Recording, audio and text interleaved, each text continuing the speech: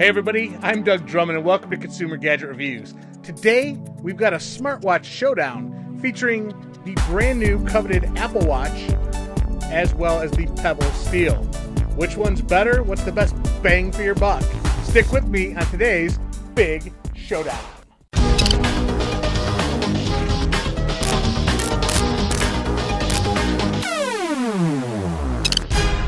First, let me say you must have an Apple device to use the new Apple Watch. But to use the Pebble, you can use it on Android or iOS.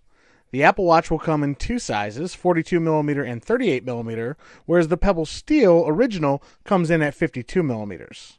Now, the Apple Watch screen is either a 1.5-inch or a 1.65-inch AMOLED touchscreen with the Force Touch, and that comes in at a whopping 335 pixels per inch. It features a digital crown for scrolling, as well as a button on the side. The Pebble is much smaller at 1.26 inches, and it features an e-paper display that is not touch capable, but it does have some tactile buttons on both sides.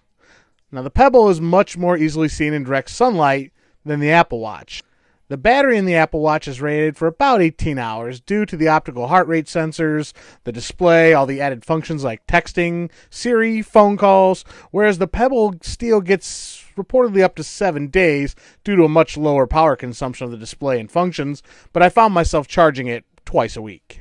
Now, the Pebble has a 50-meter, 5-atmosphere water resistance, and Apple's features a IPX7 for protection against immersion up to 30 minutes at 1 meter. The Pebble you can put in the shower, take a swim, although it's not recommended that you try to function it. The Pebble wins the edge in this category. Now, as far as apps go, Pebble takes the edge here as well. Pebble has been established a lot longer, and it has a much less stringent app developing process, and there are tons of watch faces. Since the Apple Watch literally just arrived, apps are slowly coming out, but I'm sure they will soon surpass Pebble with thousands already in development. Pricing definitely goes to Pebble. Right now, the Pebble Steel comes in at $199. I opted for the all-black Pebble Steel, and in the same version of the Apple Watch in all-black, it comes in at $1,099.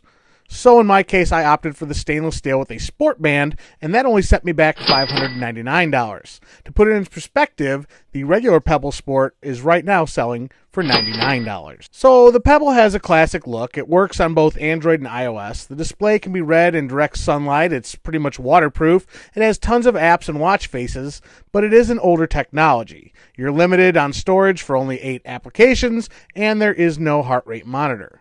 Now, the Apple Watch has a gorgeous construction, just tons of features like a heart rate monitor, pedometer, the ability to text and call right from the wrist, but the battery does need daily charging, and the pricing is out of control expensive.